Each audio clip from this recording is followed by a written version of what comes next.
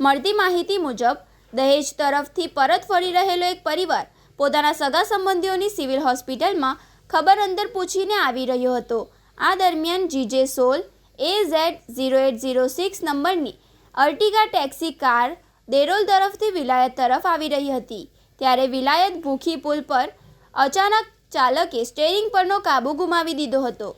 Car main road પરથી સીધી જ ઊંડાઈ પરથી નીચે પટકાઈ જતા ગાડીનો ચક્કરધાન વળી ગયો હતો. વહેલી સવારે સર્જાયેલા આ ગમખ્યાર અકસ્માતથી જાણ થતાં જ વાગરા પોલીસનો કાફલો તાત્કાલિક ઘટના સ્થળે દોડી આવ્યો હતો.